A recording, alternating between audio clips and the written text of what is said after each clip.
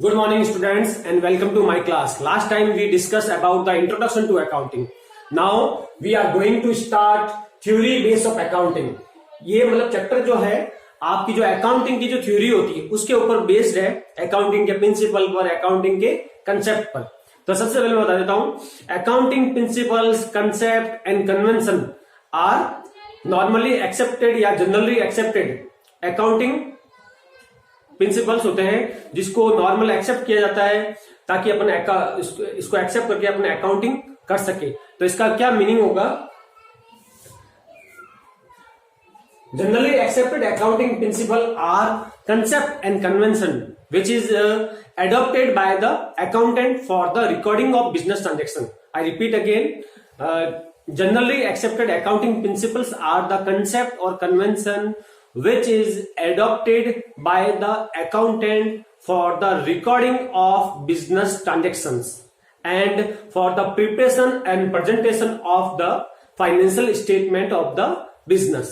तो ये वो कंसेप्ट और कन्वेंशन होते हैं जिसको अकाउंटेंट एडॉप्ट करते हैं और अपने बिजनेस ट्रांजैक्शन को बुक्स में रिकॉर्ड करते हैं और अपने बिजनेस का फाइनेंशियल स्टेटमेंट प्रिपेयर और प्रेजेंट करते हैं। उसको अपन जनरली एक्सेप्टेड अकाउंटिंग प्रिंसिपल बोलते हैं। वैसे ही इस पर भी यही मीनिंग ऑफ अकाउंटिंग प्रिंसिपल में यही निकलेगा। अगर आपसे पूछेंगे define the meaning of accounting principle, तो आप क्या बोलोगे? Accounting principle are general rule और guideline which is adopted by the accountant for the recording of business transaction and for the preparation and presentation of financial statement to the users for the decision making. मतलब accounting principal क्या होते हैं? General law, rules, guidelines होते हैं जिसको accountant adopt करता है या इम्प्लाइज करता है for the recording of business transaction and for the preparation and presentation of financial statement of the business. Accounting concept भी वही है, सेम प्रिंसिपल और कंसेप्ट का एक ही मीनिंग निकलता है, तो इसमें अपन को ज्यादा कुछ बताने की जरूरत नहीं है। अगर आप बताना चाहो तो वैसे ही वही निकलेगा। वापस मैं रिपीट कर दूं, आप बोलो तो accounting concepts are the principle of accounting that is use और adopt by the accountant for the recording of business transaction and for the preparation and presentation of financial statement. Therefore the accounting users can make decision for the future. Okay बेटा, accounting convention. अब इस पर आ जाते हैं accounting convention क्या है। Accounting conventions are the procedure और methods. Accounting convention are the procedure and methods which is adopt by the accountant when they prepare the financial statement of the enterprises. मतलब accounting convention वो procedure और method है जिसको accountant use करते हैं when they prepare the financial statement of the business organisation. इसमें अपन बोल सकते हैं ये कन्वेंशन है ना, मतलब अकाउंटेंट यूज करते हैं, मतलब इसमें कंपलसरी नहीं है इनको यूज करना। अकाउंटेंट अपने हिसाब से इसको अपने जैसे उनको रिक्वायरमेंट लगती है उसके हिसाब से इसको ये यूज कर सकते हैं। ये चेंज भी हो सकते हैं, टाइम टू टाइम इसको अपन चेंज कर सकते हैं। फॉर एग्जाम्पल अपन बोल सकते हैं जैसे valuation of closing stock, upon closing stock का वैल्यूएशन करते हैं, उसका मेथड अपन चेंज कर सकते हैं। डेप्रिसिएशन का मेथड अपन चेंज कर सकते हैं। तो ये चीजें ऐसी हैं जो फ्लेक्सिबल है और चेंजेबल है। तो अपन बोल सकते हैं accounting conventions are the method और procedure which is adopt or used by the accountant when they are prepare the financial statement of the business organization. Now we are moving on features of accounting principle. Features of accounting principle में सबसे पहले है accounting principles are man-made. ये तो simple आपको पता चल गया होगा कि अकाउंटिंग प्रिंसिपल कौन बनाता है।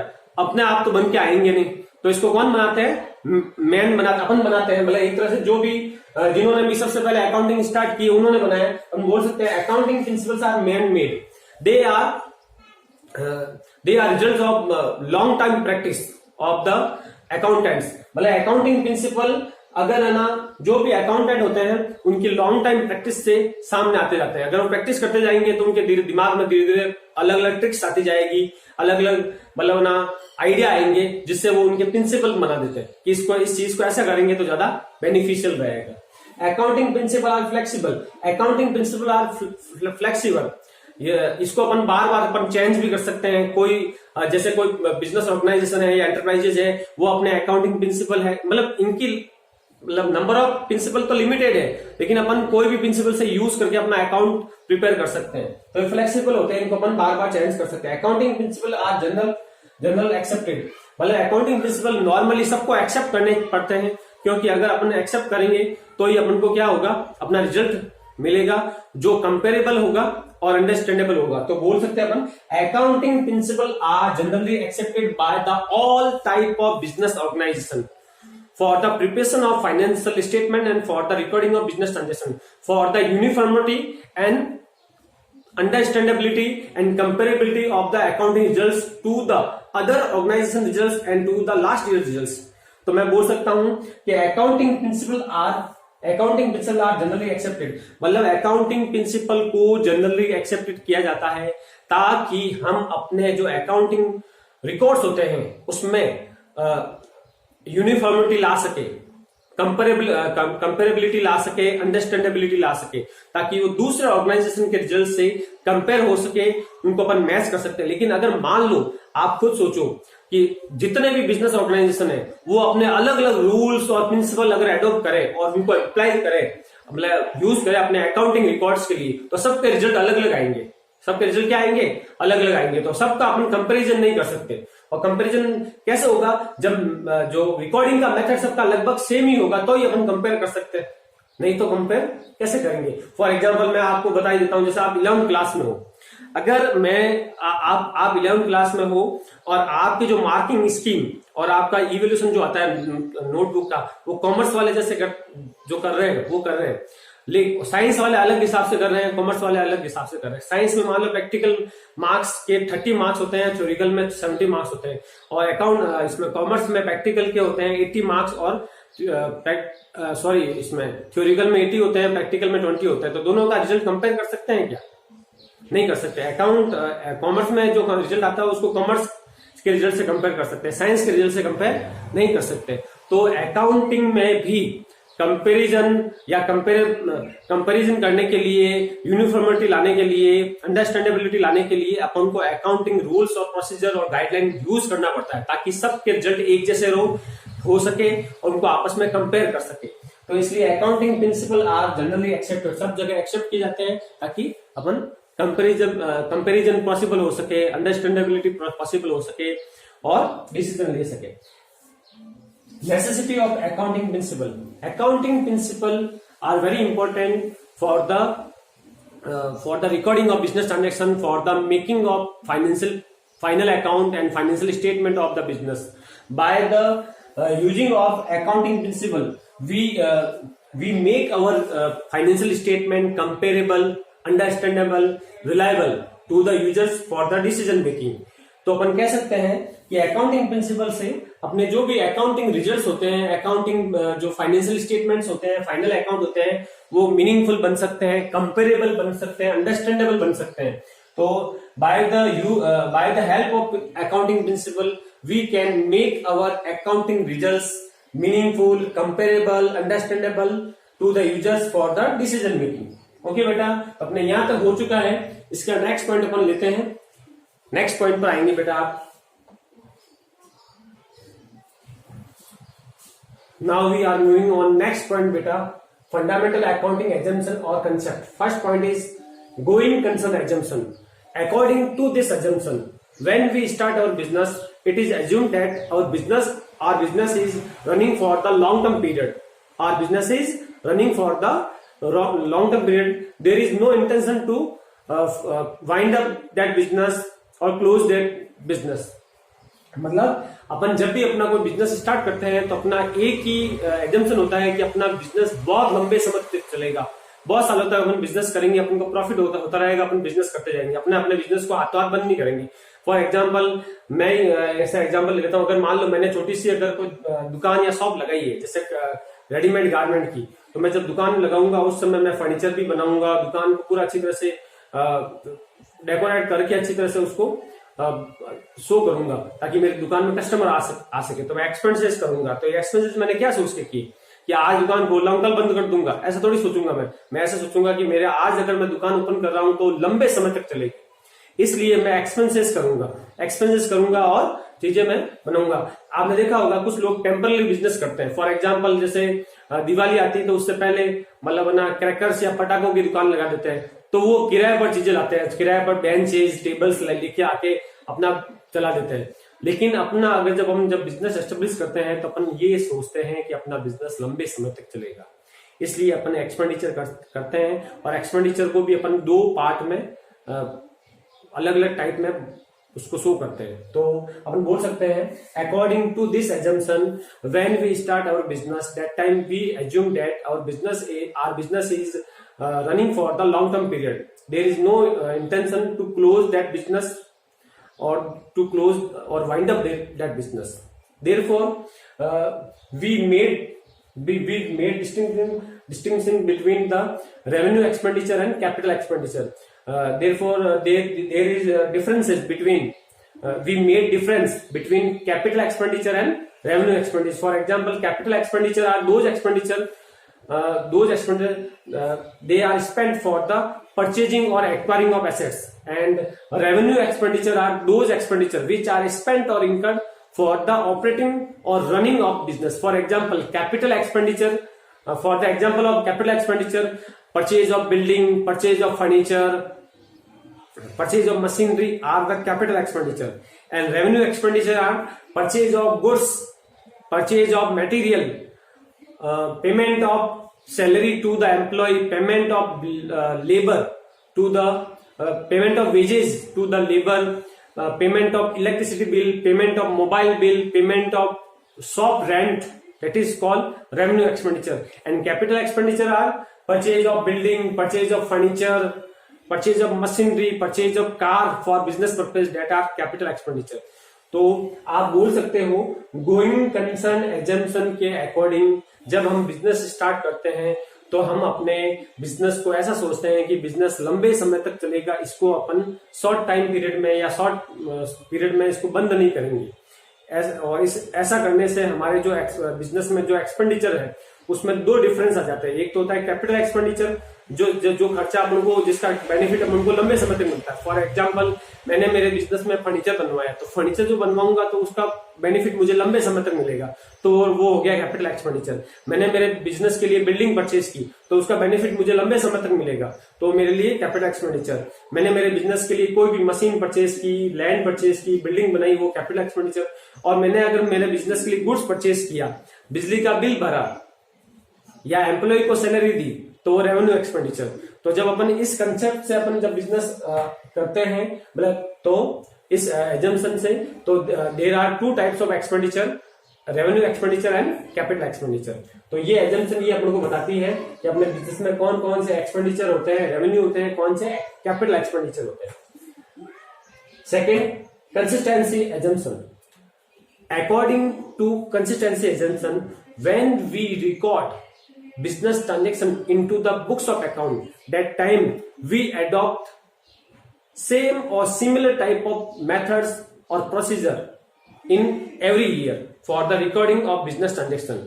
मतलब जब हम अपने बिजनेस ट्रांजेक्शन को बुक्स में रिकॉर्ड करते हैं, जब हम हमारे बिजनेस का रिजल्ट और फाइनेंशियल स्टेटमेंट बनाते हैं, उस समय हर साल अपन को एक ही टाइप का मेथड और प्रोसीजर फॉलो करना चाहिए, ताकि अपन क्या कर सके, अपने बिजनेस रिजल्ट्स को कंपेयर कर सके और अपना डिसीजन निकाल सके।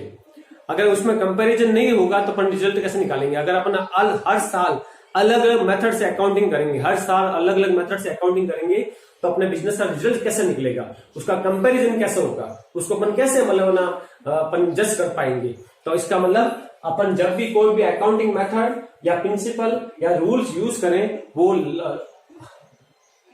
हर साल सेम होना चाहिए, हर साल चेंज होता नहीं रहना चाहिए। अगर ऐसा होगा तो अपन उसको कंपेयर नहीं कर पाएंगे। अपन बोल सकते हैं according to this assumption, when we record the business transaction into the books of account, that time we adopt or use the similar type of rules or guideline which is adopted in last years, which is adopted in previous year. We use all the accounting methods, rule and procedures same in year to year. Therefore, we can compare our results to the last year results and to the other firms or organization results. Okay बेटा. Next is accrual assumption. इसका पहले बेटा मैं आपको meaning बता देता हूं. Accrual assumption का मतलब ये होता है कि बिजनेस में जो भी ट्रांजेक्शन होते हैं उनको अपन अगर वो हो जाते हैं तो उनको रिकॉर्ड कर लेते हैं. ये जरूरी नहीं है कि आपको कैश मिली है या नहीं मिली है. फॉर एग्जाम्पल, अगर आपने उधार गुड्स सेल किया है, क्रेडिट में गुड्स सोल्ड किया है तो बुक्स में रिकॉर्ड हो जाएगा. आपने कोई उधार परचेजिंग की है तो बुक्स में रिकॉर्ड हो जाएगा. पैसे कब मिलेंगे या कब आपको पेड करने पड़ेंगे ये जरूरी नहीं है. अगर ट्रांजेक्शन हो गया है तो उसको बुक्स में रिकॉर्ड करना जरूरी है. ओके बेटा, अपन बोलेंगे according to this assumption transaction are recorded into the books of account when they are entered और when they are happened. It means if we sold goods on credit, we sold goods on credit to the customer, that time the sales are recorded into the books of accounts. And when we purchase goods on credit to the supplier, from the supplier, that time the purchase of goods are recorded into the books of account. It is not necessary the cash paid or not. And on other hand, it is not necessary the cash received by customer or not. That it means the transactions are recorded when they are entered or when they are happened. It is not necessary settlement take place or cash received or not received, or cash paid or not paid. Okay बेटा, इसका मतलब यही है, आपको ध्यान रखना है. Accrual assumption का मतलब है कि आपको बिजनेस में ट्रांजेक्शन को रिकॉर्ड कर देना है. अगर वो हो जाता है तो रिकॉर्ड करना है. कैश मिली है या नहीं मिली, सेटलमेंट हुआ है या नहीं हुआ, ये नेसेसरी नहीं है. अगर हो गया है ट्रांजेक्शन तो उसको रिकॉर्ड करना है. ओके बेटा. अदर प्रिंसिपल और concept are, first is accounting entity और business entity principle. According to this principle, business organization and businessman or owner of the business are considered separate to each other. I repeat again, according to this principle, business enterprises and owner of the business considered separate to each other. It means when the business owner invest money into the business, that time that money is considered capital of the business, and that is internal liability of the business. That is payable by the business in future to the owner. मतलब इस concept का मतलब ये है कि जो businessman और business organisation और एंटरप्राइजेज दोनों अलग अलग होते हैं. बिजनेसमैन अलग होता है और बिजनेस एंटरप्राइजेज अलग अलग होता है. दोनों का अकाउंटिंग पॉइंट ऑफ व्यू से ऐसे ही सोचना होता है कि ये जो बिजनेसमैन है, बिजनेस में जो पैसा लगा रहा है वो बिजनेस की क्या है, लाइबिलिटी. बिजनेसमैन या ओनर ऑफ द बिजनेस जब पैसा लगाता है बिजनेस में, वो बिजनेस के लिए लाइबिलिटी होती है. उसको बोलते हैं इंटरनल लाइबिलिटी. क्या बोलते हैं? Internal liability. और बिजनेस की ये लाइबिलिटी बिजनेस को पेड करनी पड़ती है. किसको? बिजनेसमैन को या ओनर को. तो बिजनेस के लिए वो लाइबिलिटी होगी. तो इसलिए इस कंसेप्ट के अकॉर्डिंग बिजनेस और businessman are separate to each other. Businessman invest money into the business, that is liability for the business.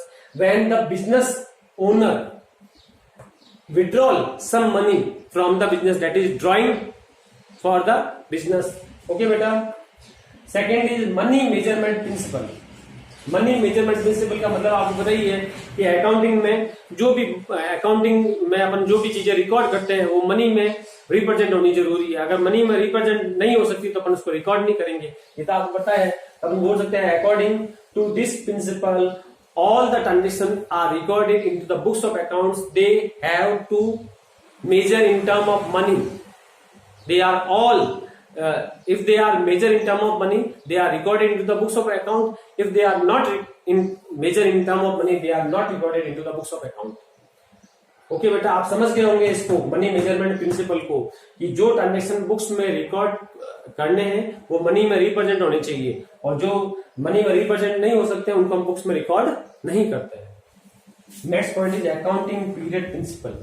ये तो आप सब जानते ही हो कि कोई भी अपन वर्क करते हैं तो उसका कोई पीरियड होता है. जैसे फॉर एग्जांपल आपने 10 का एग्जाम दिया तो आपने एक साल ड्यूरेशन पूरी पढ़ाई की, फिर 10 का एग्जाम दिया.